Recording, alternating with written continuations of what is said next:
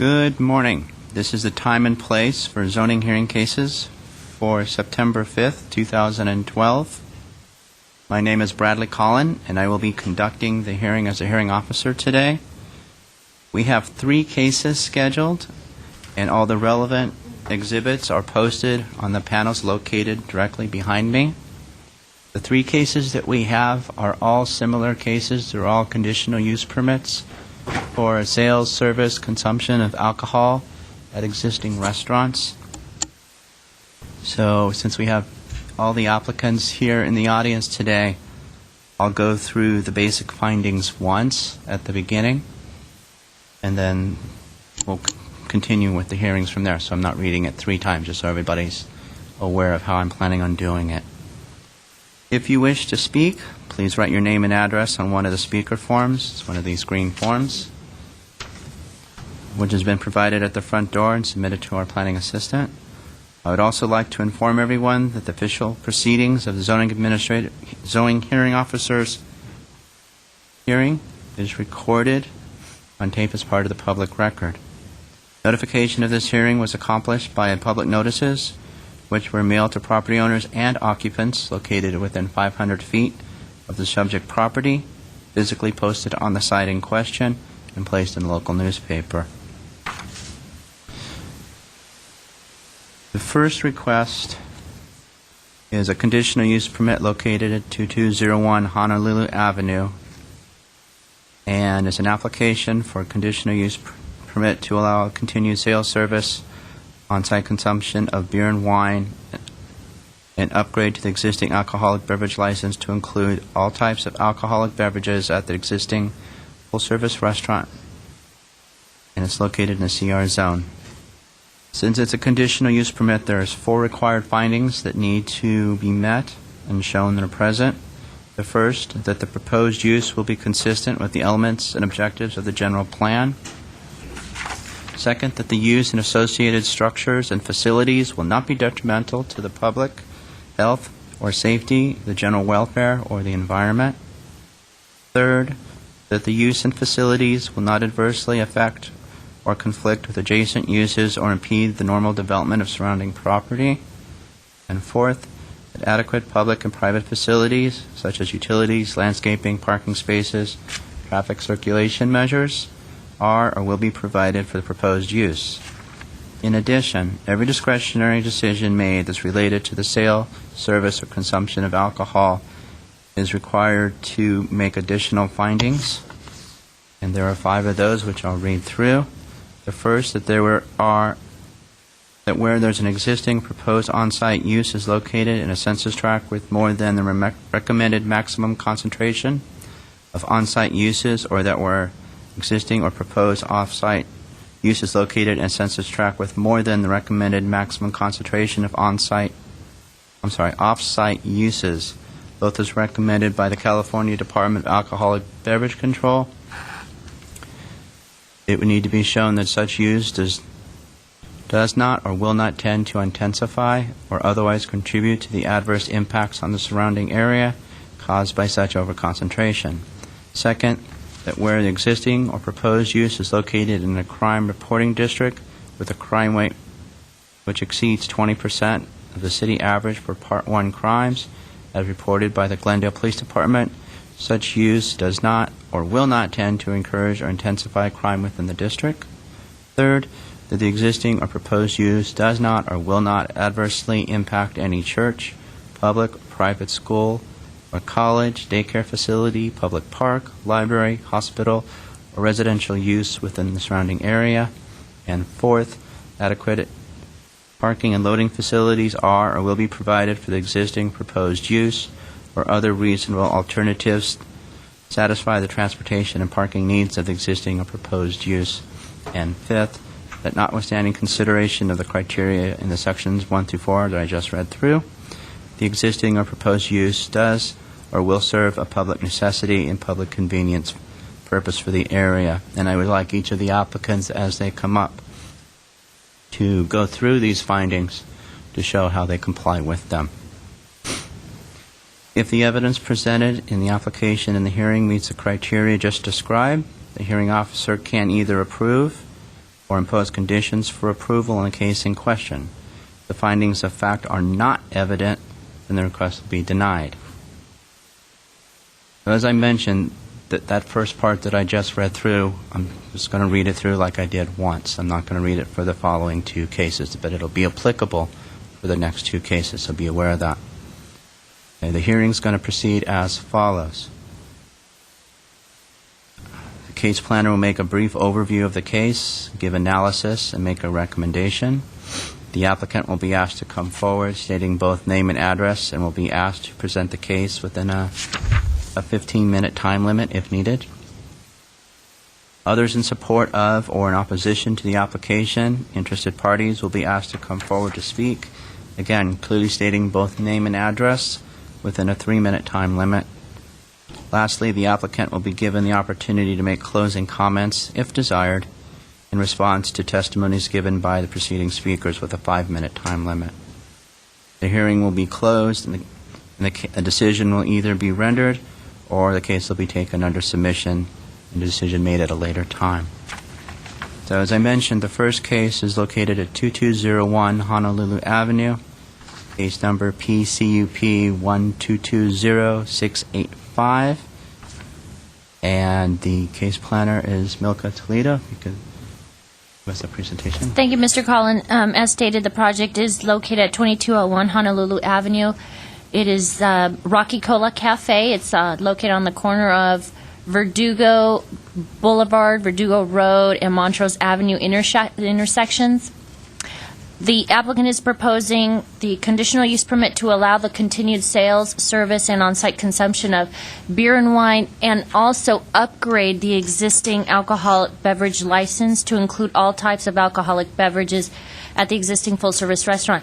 What that means is currently they have what's called a Type 41 license according to Alcoholic Beverage Control, and they would like to upgrade that to what's called a Type 47, which again would include all types of alcoholic beverages, distilled spirits, beer and wine obviously, and hard alcohol, which is what it's commonly known as.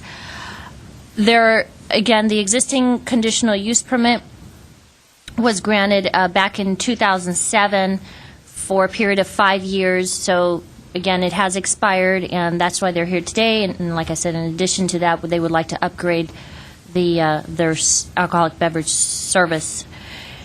It is located in the CR zone, commercial retail, which is in the Montrose shopping park area, where restaurants that also provide alcoholic beverages, beer and wine, it's common in that area, and the retail services and other types of similar commercial uses. In terms of the surrounding uses, again, it is commercial, and the nearest residential would be to the south of Honolulu, south along Broadview, and also to the north along Florencita, but again, not directly abutting the subject restaurant. In terms of comments from other departments, I will highlight those in my analysis, but we did receive specific comments from Neighborhood Services and the Glendale Police Department with regards to their request. The business has been operating as a full-service restaurant since 1988. Again, they have had previous conditional use permits throughout the years, and the most recent was back in 2007. The use is in keeping with the city's general plan, so therefore no changes to that. As stated, they are located in the Montrose shopping area, so it is consistent with the land use element. In terms of comments received, the police department did mention that the subject restaurant is located in the Census Tract 3006, where the suggested limit is 7 on-sale alcohol establishments. Currently, there are 32 on-sale establishments in this tract, and that includes the subject restaurant. This does denote an overconcentration of alcoholic beverages in the census tract. There were 130 crimes recorded, and that would be 106% above the citywide average of 63. One of the reasons for the high crime in the area perhaps may be related to the fact that theft does occur within concentrated retail establishments in the area. That could be one of the reasons for the theft in local retail stores. In the last calendar year, they had 4 calls for service at this location. However, none resulted in reports taken. And again, the calls were not directly related to the sale, service, or consumption of beer and wine. In terms of comments from PD, they also noted that they did have concerns related to the service of the upgrade, not specifically to renewing the beer and wine for Type 41, but for the upgrade, they did have some reservation. However, planning staff did have significant dialogue between the police department and neighborhood services staff, and as it relates to their concern were it perhaps gearing or morphing into what they thought maybe into a tavern. However, the likelihood of that happening, as long as we have conditions in place to mitigate that particular concern, they agreed and concluded with staff that the likelihood of that happening would pretty slim. As long as, like I said, if we have and enforce those conditions that we have included as recommendations for you, the Police Department, Neighborhood Services staff, and the Planning Division concluded that offering all types of alcoholic beverages at the existing full-service restaurant would be consistent with similar restaurants in the neighborhood, which also offer the same type of service. And again, it was unlikely to cause significant issues related to alcohol-related crimes.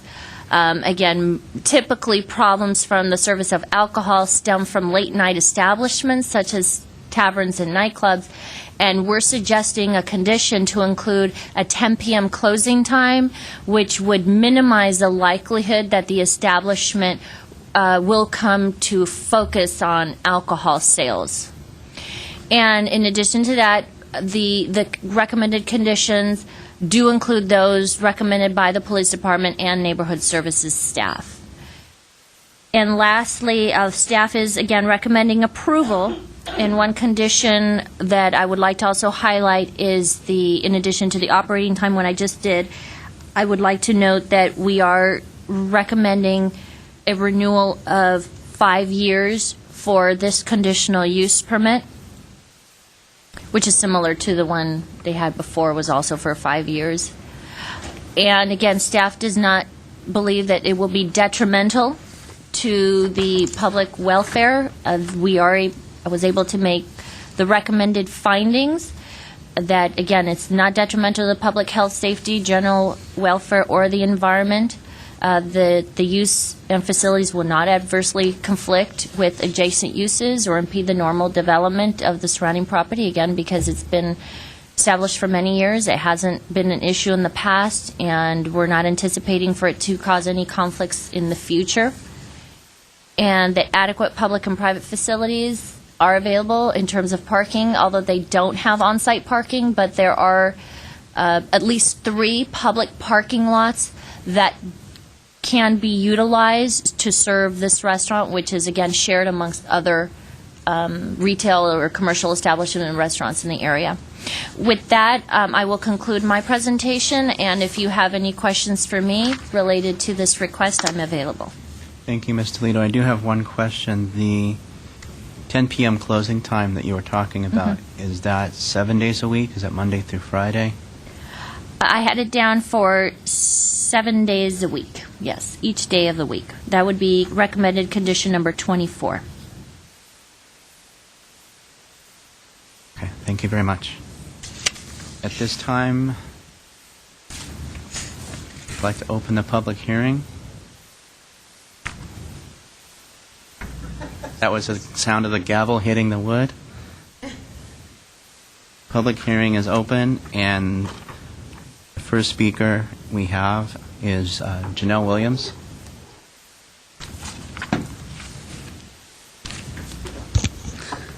Good morning. My name is Janelle Williams. My office is located at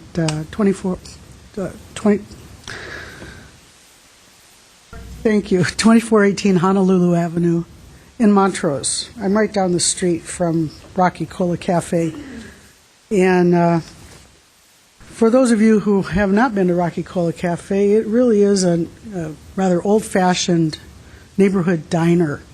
It's one of the few places that has an old-fashioned soda fountain where you can get shakes and malts all hand-dipped. And it is a neighborhood diner serving full meals, and it will remain that way. There is absolutely no plan to change the operation of this restaurant or to change the menu at all. It will remain the same. So as you've requested, we'll just go through the findings, and then we can talk about some of these conditions. This request is for a renewal of conditional use permit to upgrade to the sale and consumption of a full line of alcoholic beverages in a full-service restaurant. It's a bona fide eating establishment located at 22101 Honolulu Avenue in the Montrose Shopping Park, the CR zone. How will the proposed use be consistent with the various elements and objectives of the general plan? Alcoholic beverage service in conjunction with a full-service restaurant is a normal business operation, and it's consistent with the commercially designated locations identified in the land use element. The general plan recognizes that full-service restaurants, including on-site liquor sales, are appropriate uses in commercial districts. The existing full-service restaurant currently offers beer and wine for on-site consumption with the service of meals. You can't just go in there and order a beer. And it would be the same with liquor. This application seeks to upgrade that license from the current Type 41 that they hold to a 47 license for beer, wine, and distilled spirits, and with proper review and proper conditions. This would be a permitted use in the CR zone and consistent with all objectives of the general plan. Finding number 2, why will the proposed use and its associated structures and facilities not be detrimental to the public health, safety, or general welfare, or to the environment? The site is within an identified regional commercial center, which is Montrose Shopping Park.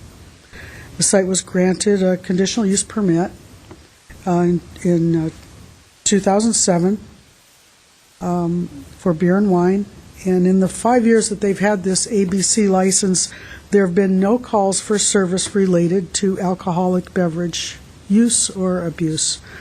There's been no conflict with any other businesses in the Montrose Shopping Park. And the staff is currently educated, and as staff changes, the new staff is educated on the proper service of alcoholic beverages, including checking all forms of identification, how to detect and prevent illegal activity, laws of liability, and that sort of thing. This request is for a renewal of the conditional use permit for alcoholic beverages, but at this time, and in this current business climate that we have, it's appropriate to upgrade the license to the 47, as the patrons have been requesting this service ever since the first conditional use permit was granted in 2007. The same restaurant operation would continue to provide a needed service for the Montrose community, and the use and its associated structures and facilities have not proven to be detrimental to the public health or safety, general welfare, or to the environment. We still meet the intent of the zoning ordinance and have proven not to be a detriment. Similar uses do exist in the area, and they have not proven to be detrimental to the general welfare either. Number 3, why will the proposed use and facilities not adversely affect or conflict with adjacent uses or impede the normal development of surrounding property? Rocky Cola Cafe has been an asset to the area throughout all of its years of operation. The restaurant has never been identified as a concern by either the neighbors, by the police, by the alcoholic beverage control. With the renewal and the upgrade to a 47, there will be no added licenses into the area, because they would be forfeiting one license replacing it with another one. So we wouldn't be adding a new license into the area. So they'd be giving up one license to obtain another. The net number of licenses won't change. The existing use has not adversely affected or conflicted with any of the adjacent uses. And I would imagine that there have been no comments from the public regarding this application. Yeah. Because it is a neighborhood establishment. They also serve the local businesses and currently are open till midnight, and they capture a lot of the theater goers in the UA Theater, which is right down the street. So after the theater gets out there, people typically will come down into Montrose for a meal. They've always been a good neighbor. Explain how adequate public and private facilities such as utilities, landscaping, parking spaces, and traffic circulation measures are or will be provided for the proposed use. Everything is existing. All the utilities are there. The typical of many of the businesses in Montrose, they have no parking on site, so they utilize the parking lots, which are pretty ample, and street parking. All structures on the premises are permitted and legal, and parking has always been utilized on the street or the public lots. Everything is provided for the existing use, and the structure is properly accommodated and located on the site on a busy commercial corner. There's some additional criteria involving the sale service of alcoholic beverages, and I'll go through those. If the existing proposed use is located in a census tract with more than the Department of Alcoholic Beverages recommended maximum concentration, how does such use not intensify or contribute to adverse impacts? They currently hold the 41 ABC license, which allows the sales and consumption of beer and wine in a bona fide eating establishment. The renewal and upgrade privilege won't intensify the saturation of licenses in the area, since there will be a forfeiture of an existing license. All commercial establishments that serve alcoholic beverages must be located in commercial areas and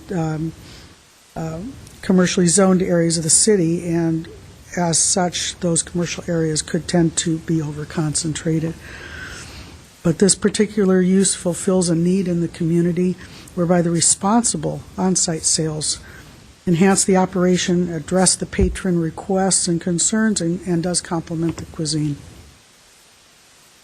Number two, if the existing or proposed use is located in a crime reporting district with a crime rate which exceeds 20% of the city average, how does it not tend to encourage or intensify crime within the district?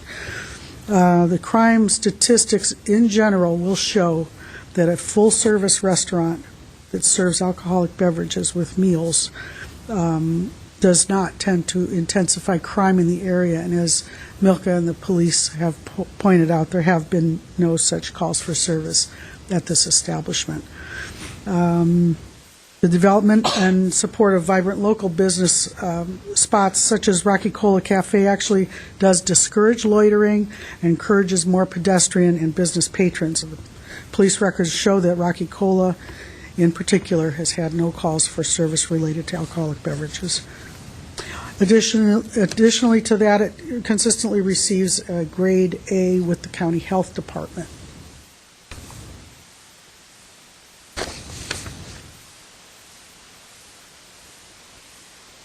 How does or will the existing proposed use not adversely impact any church, public or private school or college, daycare facility, public park, library, hospital, or residential use within the surrounding area? Rocky Cola is and has always been a good neighbor. By its location on a busy corner, it has the opportunity, but it also has the responsibility to appear inviting on both frontages, and as such, the exterior is always kept swept clean, kept free of weeds and trash, debris at all times. Paint is always fresh. Any graffiti is removed immediately. All music and lighting and noise, odors are confined to the property, and all the fixtures are kept well maintained. They are a neighborhood establishment. serving residents as well as patrons and employees of local businesses. The ability to have an alcoholic beverage with the meal is an anticipated amenity in the Montrose Shopping Park. Outdoor dining is offered with an outdoor dining permit as well. And how will adequate parking and loading facilities be provided for the existing or proposed use or other reasonable alternatives satisfy the transportation and parking needs of the existing or proposed use? I think we touched on that in the CUP findings, but all structures and parking and utilities are existing and adequate for the proposed use. Rocky Cola doesn't create any kind of an impact on those traffic patterns or any undue burden on existing public facilities. Municipal lot number 3 is to the rear, and that's the huge lot that has 300-some parking spaces. How will the proposed use serve the public necessity or public convenience for the area? Well, we'll say that given the proprietor's long-term record of being a good business neighbor, and in view of current patron approval and support of Rocky Cola Cafe, the public convenience is served and met at Rocky Cola. Standard conditions of approval would ensure a continually well-run establishment that also continues to meet the public convenience and necessity. That's the end of the required findings for Rocky Cola. Do you have any questions? I have a couple. When you're ready. I'm ready. The first one is, where is the trash for the restaurant typically kept? The trash for the restaurant is kept, you see the gray area to the rear at the top of the site plan? Is there It's an kept in that enclosure area. for it, or is it a bin, or? Gosh. I would have to get back with you. I'll have to go up there and take a picture of it. Staff know, perchance? I don't know. All right, next question is, staff had mentioned a 10 p.m. closing time, Yes. and that was proposed for 7 days a week. Is that something that Well, is acceptable for the restaurant? I think that is an excessive request. That condition would be, I think, more appropriate for a first-time business coming through with no track record, or maybe for some other type of use where the alcoholic beverage service would be expected to be really over-concentrated inside the establishment. We don't have that here, and I think that condition would impede their ability to compete fairly in the Montrose Shopping Park. Like I said, they oftentimes the movie theaters will get out after 10 p.m. and they'll come to Montrose for a meal after the theater. If they can't get a meal at Rocky Cola, then they'll just move their business elsewhere, maybe to La Cañada. So we think that particular condition is more than what's necessary. What for is this the current establishment. closing hours now? Midnight. 7 days a week? Midnight, they're open till 11 p.m.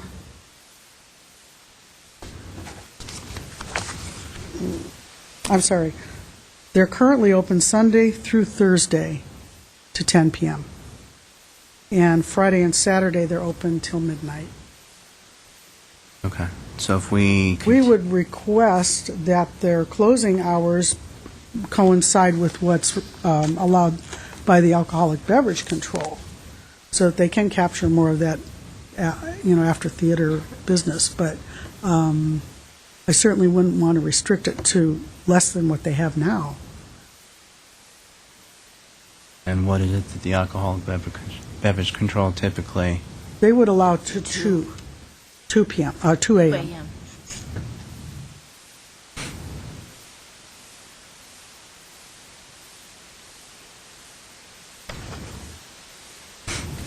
Okay.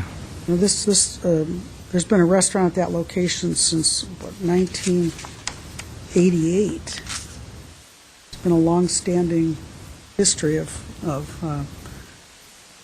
no calls for police service there at the location. All of the servers are educated through the LEAD program. I remember you mentioned. And,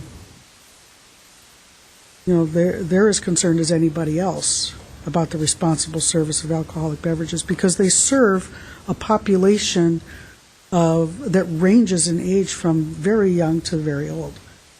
They get a lot of after-school traffic because they're a diner that serves ice cream and that sort of thing. So they're very, very careful with the service of alcoholic beverages. And that's why you have not seen that there have been any calls for police service related to alcoholic beverages. That would stay the same. They will remain a diner. And they will never serve, of course, never serve to a minor, and they would never serve without the service of a meal.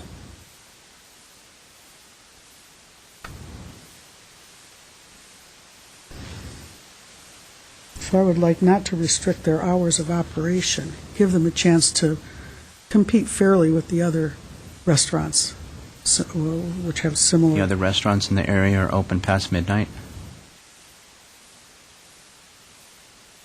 What? Oh, New Moon, El Charro. What are you open? There's one that is down in the bar. Uh-huh, but that's a bar. I'm not worried about that. Okay, so if we, But businesses are suffering all over this city, and we would, hope that the city would support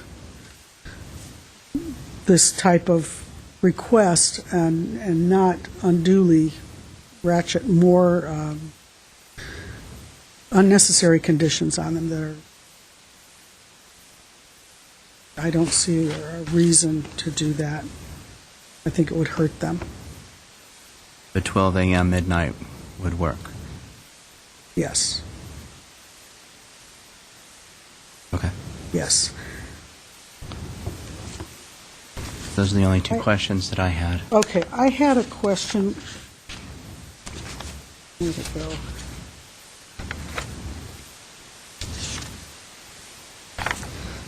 I had a question on number 34. It says, any alcohol service at the outdoor tables on private property may not be taken onto the public property, but I don't know what outdoor tables are on private property. I'm not sure what that relates to. Per the plan, it looks like all the seats are in the right-of-way. Is Right. that correct? Yes, and also I wanted to talk about that a little bit. The ABC allows service outside with proper barriers. You have to have some kind of a barricade or a separation between the public. We would request that we be allowed to do that, to offer that. The engineering department requires a minimum 5-foot clear walkway around any tables. And if you look at the plan, we can certainly provide that as well. You have enough room to be Yes. able to comply with that? Yes, And that would be subject to getting approval through the public, or Yes. Public Works?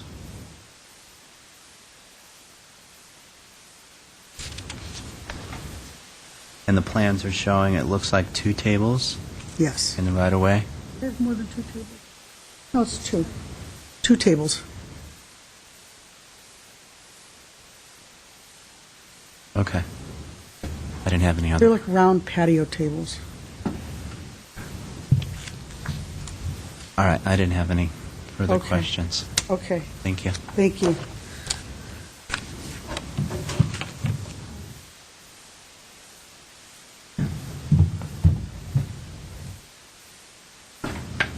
I'm sorry, Janelle? Quick question. Yes. For the photo we have, it looks like there's 4 tables out there. Oh, okay, That's what I was basing my comment on. okay. But we don't know if those tables are on right-of-way or private property? Well, there is, the private property, the building is built right to the property line, so it's all on public property in the right-of-way. But it's my understanding that they do have an outdoor dining permit Okay. currently, so I'll have to follow up on that. And I will talk to Rocky Cola as well, and if we need to change the site plan to reflect what's there, we'll do that. Yeah, that would be useful. Okay, yeah, Okay. Thank you very much. happy to do that. Thank you. Thank you, Milka.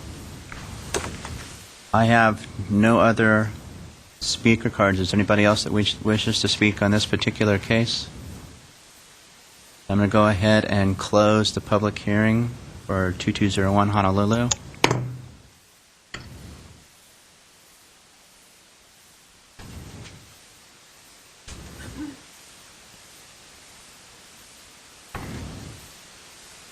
Based on the findings recommended by staff, facts information presented at the hearing and other applicable departments, I am going to approve the conditional use permit for 221 Honolulu,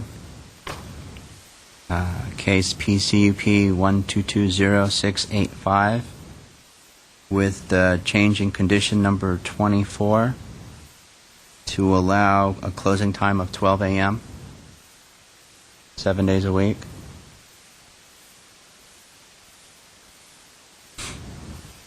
And then, based off the other conditions that were listed in the decision letter, the draft decision letter. After the hearing, the decision will be prepared in writing and will be in the form of a letter sent to the applicant, to all persons who responded to the public notice, either by speaking at the hearing or by submitting a written responses, provided their name and mailing address. The date of the decision will be the date appearing on the letter.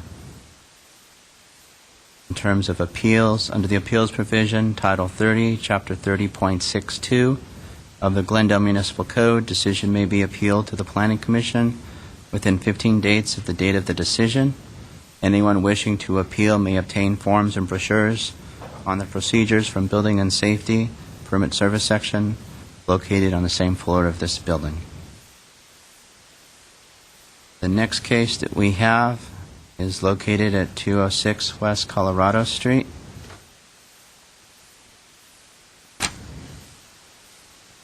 And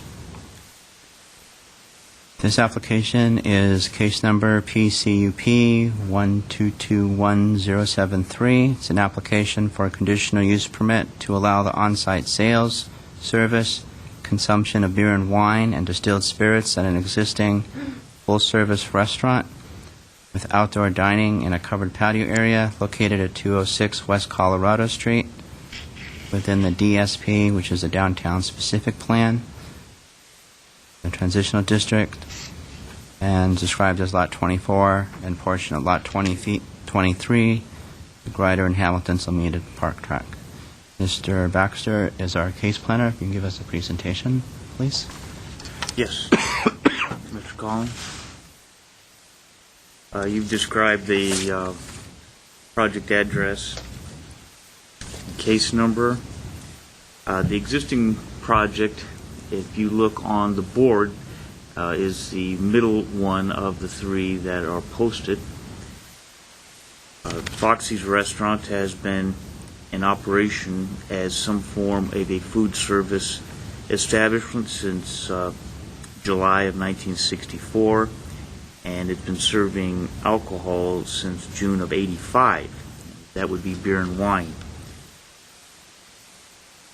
The most recent conditional use permit was granted 2005, and that's what we're looking at as far as some of the existing conditions that they're operating under.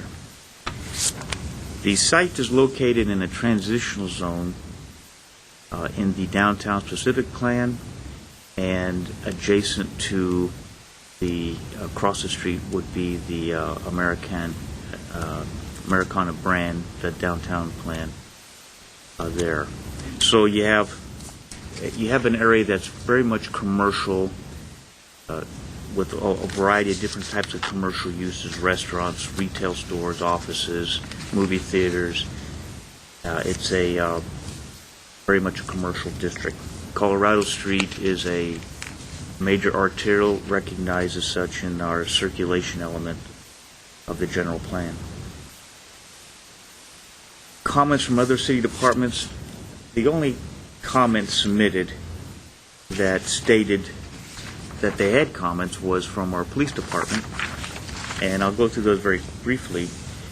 They noted that the applicant is requesting to change their alcohol beverage license from a Type 41, which is beer and wine served with food, to a Type 47, which allows distilled spirits, again served with food. They noted that this particular establishment, there's no over-concentration for the census tract that they're in. In fact, where the census tract would recognize 4, there's only 1, and it's Foxy's that serves alcohol. So it's below what the census tract would recognize.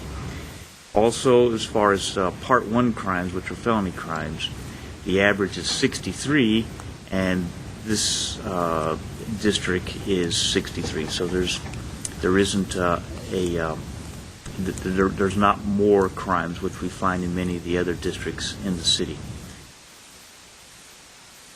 Now, the police department submitted several comments and conditions, conditions with their recommended, they submitted conditions with their comments that I just went over, and I can go into those later when we review the conditions of approval. Now, the applicant is requesting to add the distilled spirits along with their beer and wine, and to allow their restaurant to remain open to 2 o'clock every day, 7 days a week. Currently, their hours of operation allow them to be open till 12 o'clock every day. But they actually operate, and I have this in my description on page 2, Monday through Thursday from 6 a.m. to 11 p.m., Friday and Saturday 6 a.m. to 12 a.m., and on Sunday 6 a.m. to 10 p.m. So even though they're allowed by condition of approval to remain open 12 for all 7 days, they only operate those hours. Their request for the 2 a.m. is a request to allow more flexibility should they choose to take that.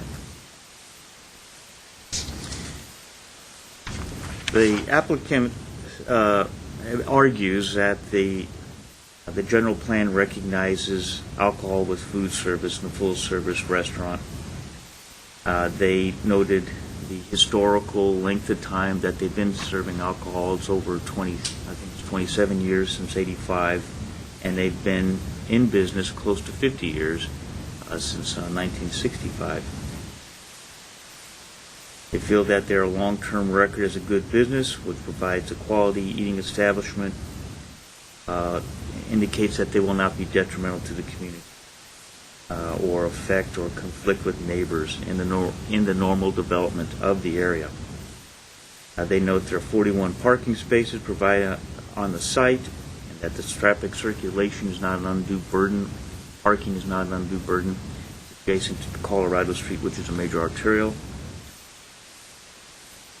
And they believe that the business will serve a public convenience to the community, including the addition of the distilled spirits and the change of license from a Type 41 to a Type 47. Again, everything would be served with meals, or I should say the alcohol would be served with meals. The staff concurs with their arguments. We've made some findings that are attached to your staff report, pretty much reiterating much of what is stated in the applicant's arguments and the staff's concurrence.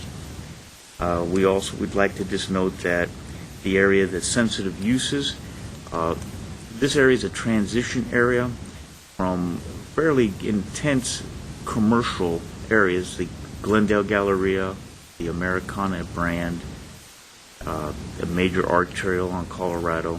There is residential located behind it, But we feel that the conditions that we've added to this approval, plus the long-term track record of this restaurant, shows that it will not be a detriment to the residential uses, which possibly would be the only sensitive uses that we see in the area. And so with that, again, we are recommending approval, and we have 21 conditions that we've added here. Condition number 3 is the condition stating the restaurant can remain open at 2 o'clock if they so choose, a.m. And then some conditions that are consistent with what's always been approved or conditioned with previous approvals, and that is no separate bar, that the alcohol be served with the consumption of food, that only can't sell it for off-site, but only for on-site sales. No live entertainment, keep the music and noise and lighting within the site, not to spread over into the neighborhoods. One new one that we've added is number 20 down there is the zoning use certificate. They'll need a new one to reflect the new conditional use permit conditions and expiration date. And then we're asking for an approval of 10 years, which would be consistent with their approval back in 2005. So we're asking for 3 additional years until 2022. That concludes my presentation. I can answer questions if you have.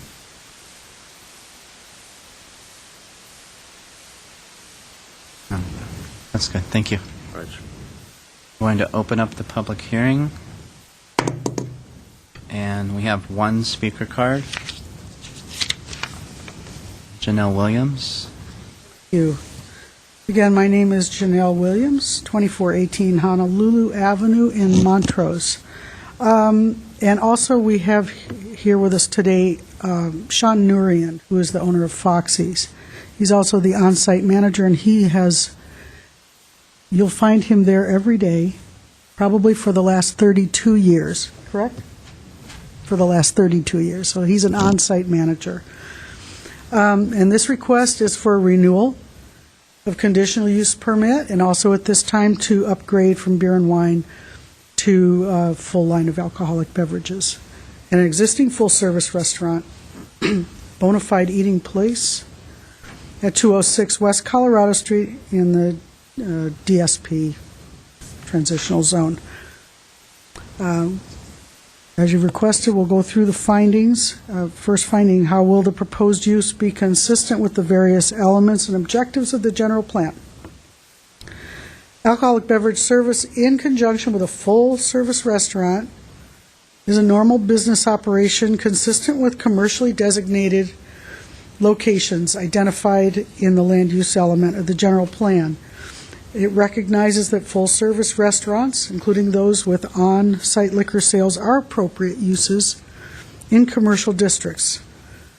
The existing full-service restaurant currently offers beer and wine for on-site consumption with the service of meals, and we seek to upgrade from the 41 license to the Type 47 license. And with proper review and standard conditions, this would be a permitted use in the zone and consistent with the objectives of the general plan. Why will the proposed use and its associated structures and facilities not be detrimental to the public health, safety, general welfare, or to the environment? The site was granted conditional use permit in 2005. The restaurant has been in business for over 32 years. In the years they've held an ABC license, there have been no calls for police service related to alcoholic beverage use or abuse. The staff is currently educated on the responsible service of alcoholic beverages, and this request is to upgrade the privilege to a 47 license. Patrons have been requesting this service, and current business practices necessitate the upgrade. But the same restaurant operation will continue as it is to provide the needed service for Glendale's downtown area. The use and its associated structures and facilities have not proven to be a detriment to the public health, safety, general welfare, or to the environment. The existing development still meets the intent of the zoning ordinance, and similar uses exist that have not proven to be a detriment either. Why will the proposed use and facilities not adversely affect or conflict with adjacent uses or impede the normal development of surrounding property? Foxy's has been an asset to the downtown area throughout all of its years of operation. The restaurant has never been identified as a concern by either the neighbors, by the police department, or by the ABC. With the renewal and upgrade to a 47 license, there will be no added licenses, even though there are 4 allowed as a threshold. In that census tract, only 1 license does exist. It is Foxy's, and they would be giving up that license to obtain the 47 license. So the net number of licenses will remain 1 for that census tract. It's well situated with respect to other facilities, and as the downtown has experienced recent growth, Foxy's is in a position to respond to that growth and in order to remain viable and competitive and to serve its patrons. So we'll go on to the next one.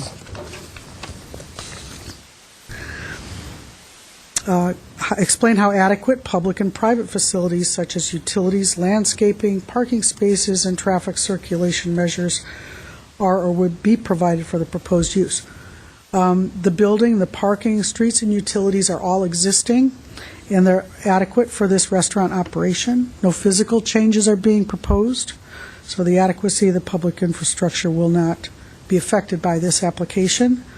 All structures and parking are permitted and legal, and adequate public and private facilities are provided for the existing use, and the structure is properly accommodated and properly located on the site. The additional criteria for alcoholic beverage service, number 1, if the existing proposed on or off-site is located in a census tract which exceeds the maximum allowable concentration. Well, we don't exceed the maximum concentration. 4 are allowed and we have 1.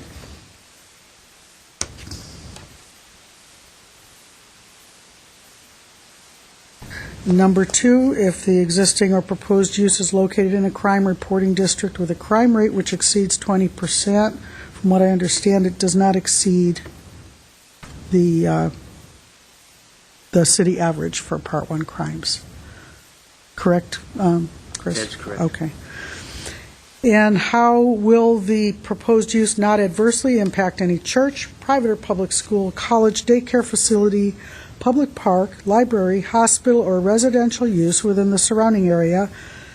As Chris stated, Foxy's has been at that location for a number of years, almost 50 years. They've always been a good neighbor. The exterior is always kept free of weeds and trash at all times. Landscaping is professionally maintained. They don't have a problem with graffiti. They're compatible with their surrounding neighbors and the surrounding uses. All noises and odors, etc., are always kept on site, and they don't have live entertainment or anything like that, just ambient music. How does or will adequate parking and loading facilities be provided? Again, all structures and parking and streets and utilities are existing, and they're adequate for the existing establishment. We don't create an impact on traffic patterns or create any undue burden on existing public facilities. Parking is provided on site. And how does or will the proposed use serve a public necessity? Given the proprietor's long-term record as a good business neighbor in a view of current patron approval and support of Foxy's, the public convenience is, has, and will continue to be served and met.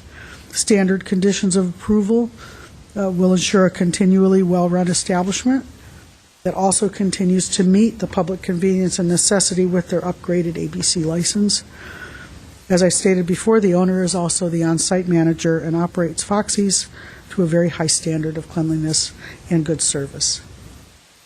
He's here to answer any questions, should you have any for him. Any questions for me? I see that the trash enclosure is located like behind the neighboring business in the top corner. Is that correct? And that's shared by both that business and Foxy's? Just for Foxy's? But the parking is shared for both. Across the street? No, Commercial the building?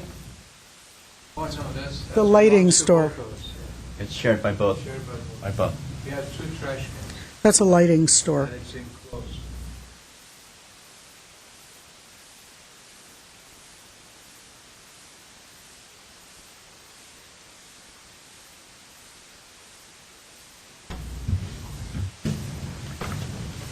Okay, thank you very much. Thank you.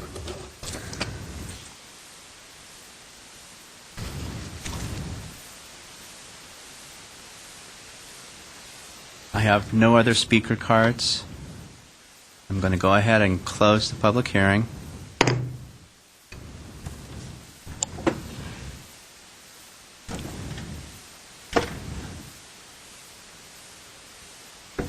Based on the findings recommended by staff, the facts and information presented at the hearing, and other applicable departments, I'm going to approve the subject conditional use permit subject to the conditions that are outlined within the staff report.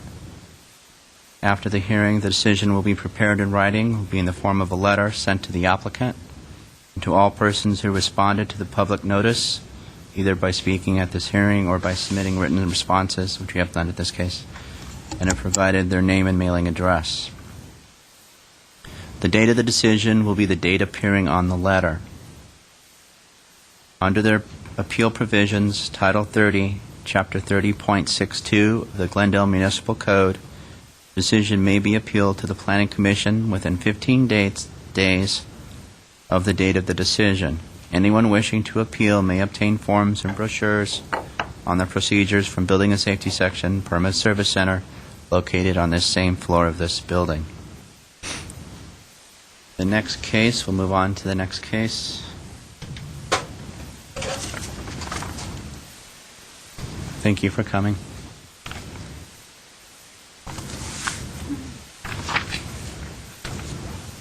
The next case is located at 3445 to 3447 North Verdugo Road. It is conditional use permit case number PCUP 1217297, an application for a conditional use permit to allow the continued sales, service, and on-site consumption of beer and wine. I believe Mr. Duong will clarify the project description for us, but this is for an existing full-service restaurant located at 3445 to 3447 North Verdugo Road. Mr. Wong, can we have a staff report, please? Thank you. And a clarification on the... Thank you, Hearing Officer Collin. Yes, before I start my brief presentation, I'd like to clarify what was stated in the notice that was published in the paper, which stated that this is for the continued sale and service of beer and wine. That is a mistake on staff part. It is for alcoholic beverages, which would include distilled spirits. So it's beer, wine, and distilled spirits. So as you stated, the last item before you is located at 3445 through 3447 North Verdugo Road. It's the La Cabanita restaurant.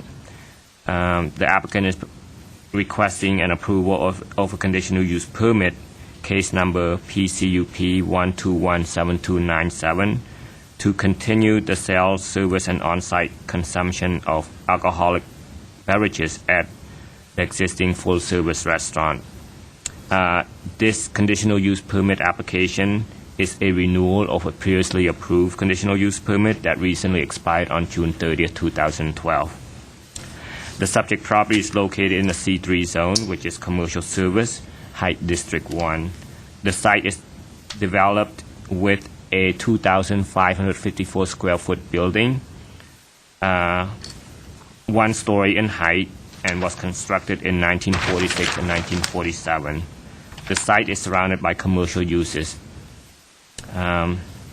Specifically, the adjoining uses consist of retail, service, and some offices.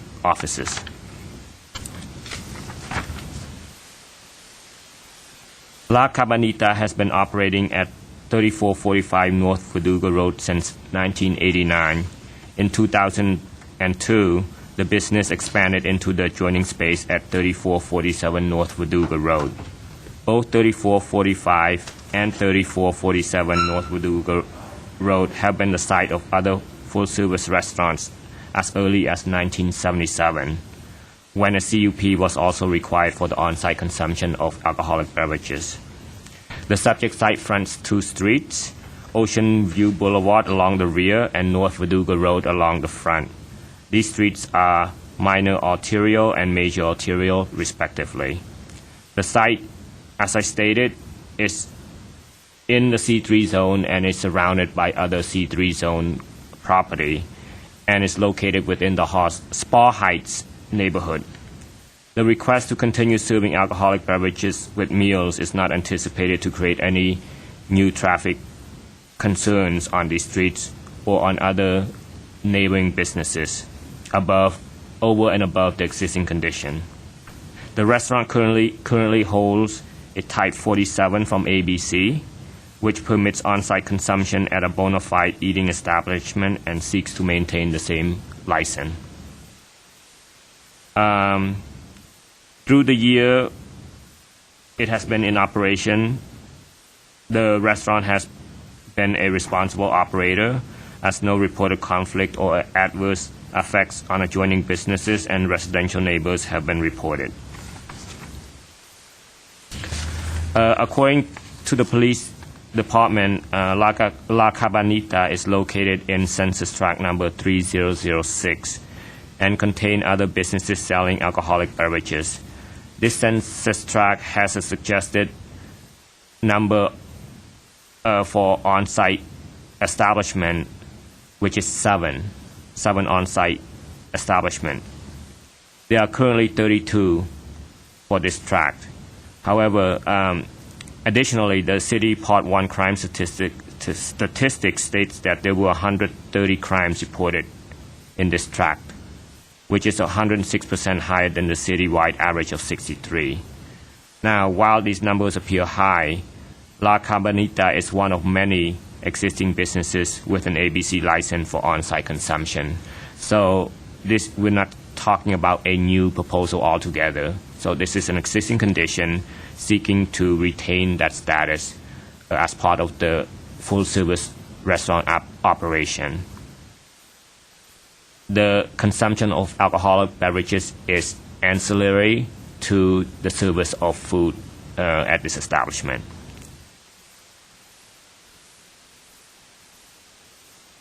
Now, another item to note is that Census Tract 3006 covers a large commercial area, including the Montrose Shopping Park on Honolulu Avenue. As you know, the Spa Heights District and the Montrose Shopping Park contain many eating establishments. So the number may be exaggerated because of conditions, the features of these two commercial districts. Again, most and many of the restaurants in these areas are existing.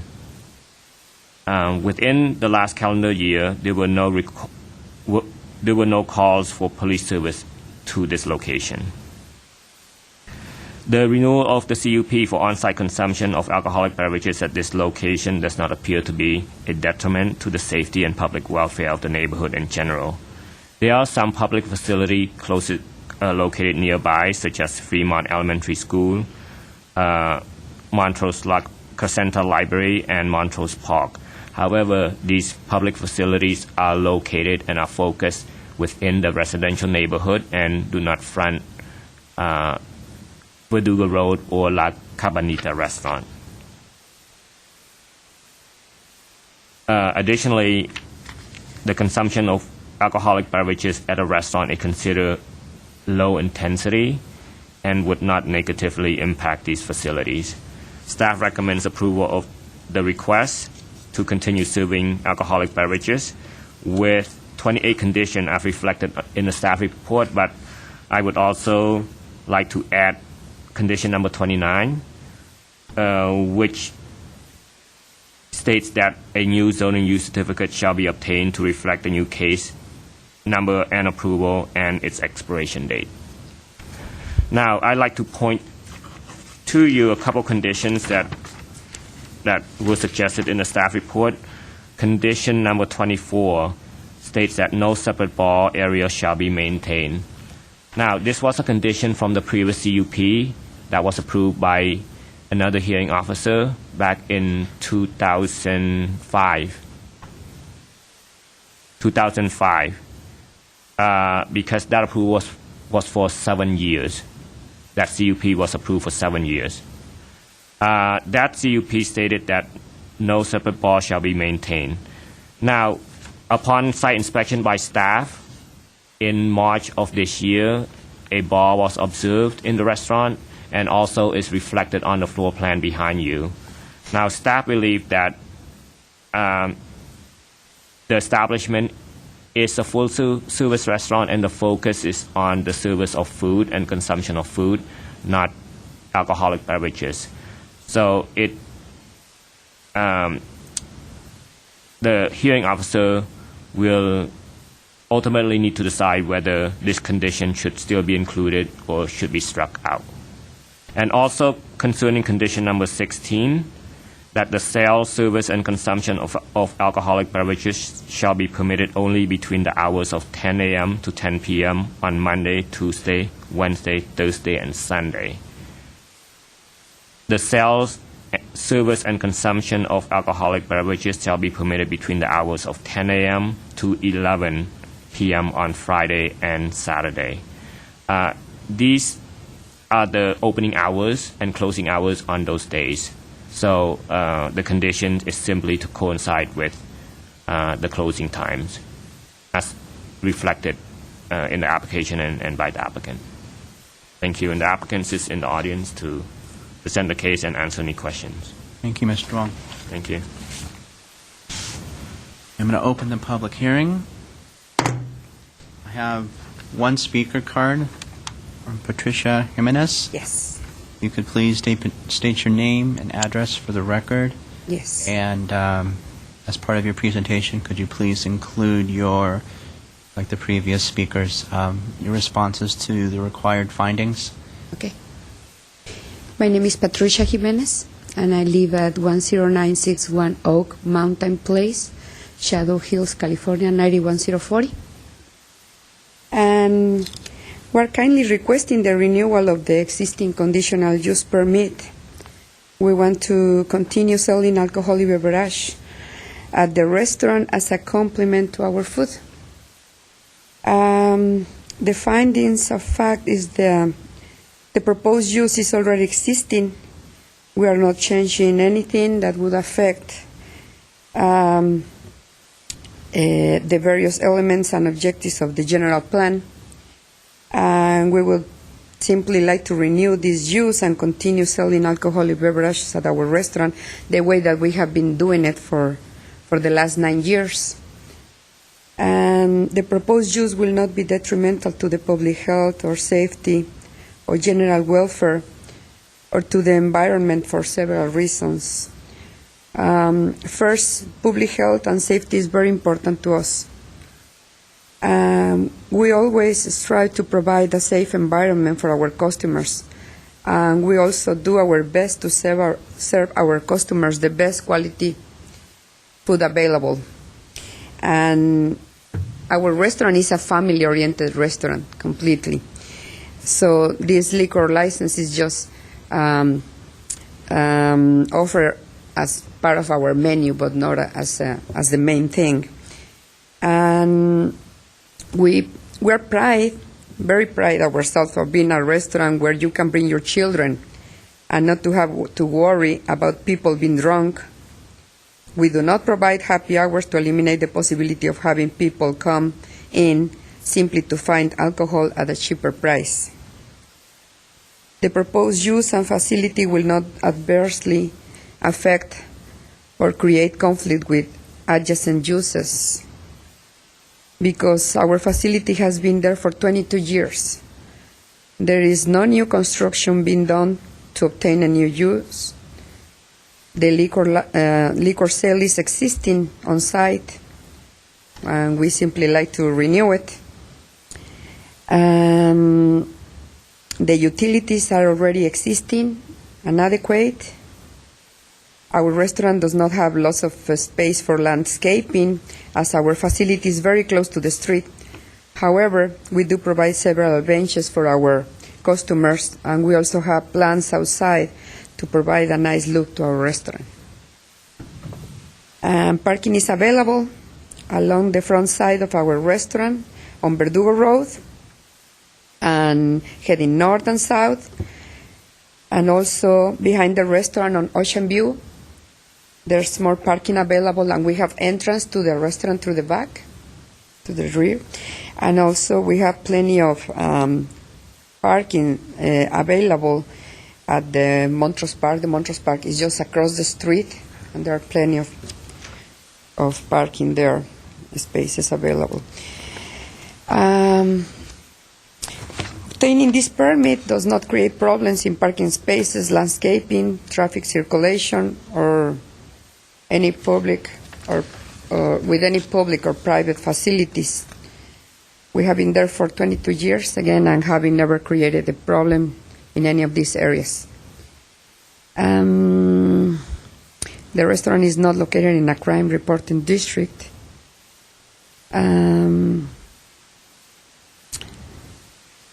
We're also, because our restaurant is for families, we're very supporting of the schools, churches, colleges, hospitals. We provide many donations for silent actions and things like that. We also provide 50% of our police and fire departments in appreciation of the services they provide to us. Our restaurant is well known for serving the area. It has been recognized several years through Sagat and Yelp and other newspapers as a family-oriented restaurant. We believe that we do everything on our part to serve the public what they like, and at the same time maintain a safe environment for everyone. I had a couple questions. Yes. What was the thinking with the addition of the bar area? You know what? Behind, in the room that is behind, there's a room behind the restaurant. I see a seating area on the site plan. Okay. It's like trying to give the aspect of a bar, but it's not a bar. We don't serve bars. We don't have liquor right there. It's just like we try to give that environment like rustic thing with tiles and all that. So we just put that space for them to put the trays and everything that they are using to take the food to the customers from the kitchen. So there's no seats there for patrons to... Not in the back. No. On the plan it says bar service area. So it's just a service area for the waiters and waitresses to get the food from the kitchen. Am I understanding that correctly? You are talking about the back? Or are we talking about the front? On the site plan, it calls out a bar service area. If it's the front, that's what we have all the liquor, and they serve all the drinks to the public. But there's no seats there, is what I'm asking. There are some stools. And the stools are for, Sometimes they are waiting for the food, when they are picking up the food. They sit right there, they wait, and then they take the food and they go.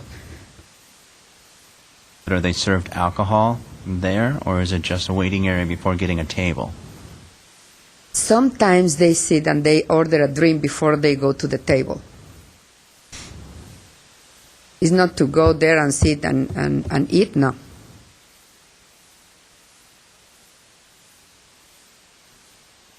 Okay. And then the plan showing about 10 stools, 10 chairs there?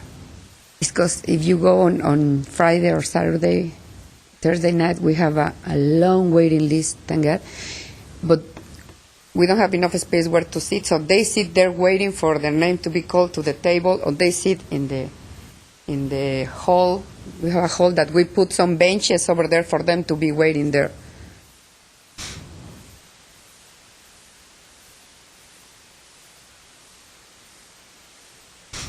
Okay. Okay.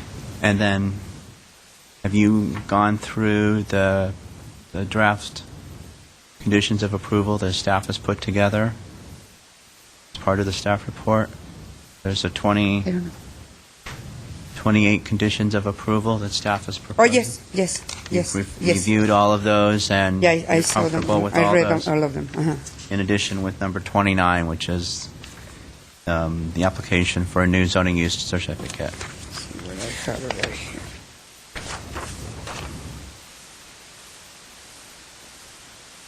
Uh-huh. 28? Well, 29 with the new condition for a new zoning use certificate to reflect the Okay. decision. So you're comfortable with all those conditions of approval? Yes. Okay. Thank you. All right. I have no other speakers. Did you want to speak as well, sir? No? Okay. I'm going to go ahead and close the public hearing.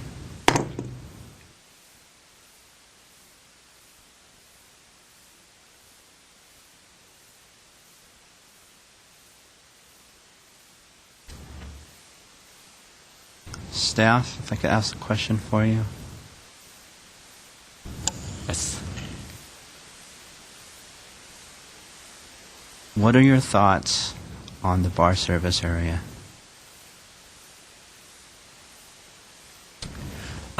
I believe the main reason behind that condition when it was placed originally in the expired CUP was that to prevent the restaurant from becoming a primary establishment for beer, wine, and distilled spirits. So that condition was to ensure that that condition would not exist or created, since this is the establishment focuses on food as its main revenue generator.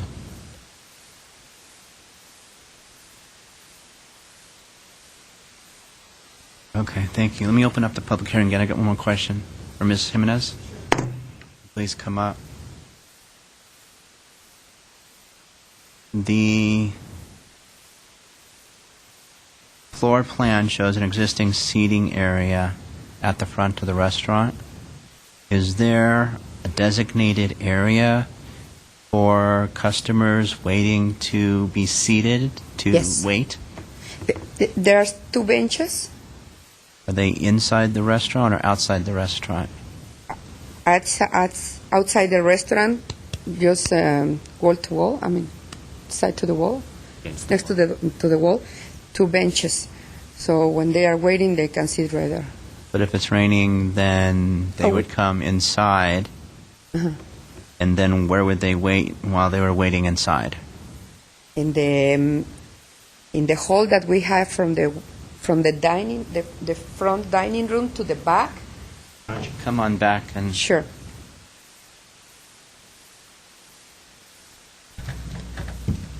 this is the entrance here. Uh-huh. Okay. Right here. Okay, right here. Yes, this is Verdugo. Yes, right here. Going from here to here, we have some benches right here, so they can sit. And also, Are there tables and chairs in here? yes. And right here, right here.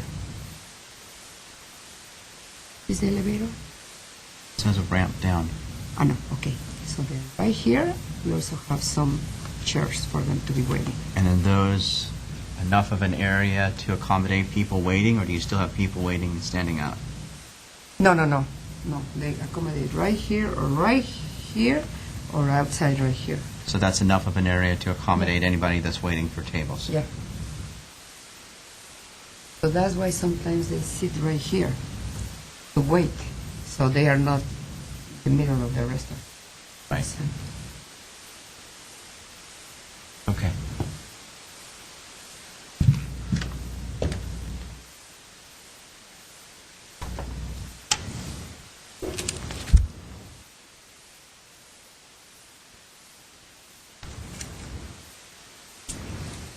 I'm going to close the public hearing again.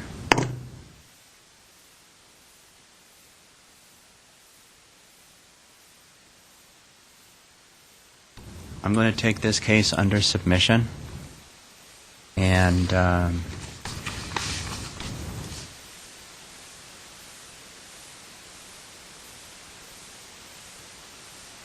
decision will be made in writing and will be in the form of a letter sent to either to the applicant or anyone else that's submitted interest at the hearing. The date of the decision will be the date appearing on the letter. Under the appeals provision, Title 30.62 of the Glendale Municipal Code, the decision may be appealed to the Planning Commission within 15 days of the date of the decision. Anyone wishing to appeal may obtain forms and brochures on the procedures from Building and Safety Section, Permit Services Center, located on the same floor of this building. So, as I said, a decision will be coming fairly soon, and I'm going to go ahead and take the case under submission. Thank you very much for coming, and I'm going to close the hearing. It is 10:55 on Wednesday, September 5th. That concludes today's meeting. Thank you very much.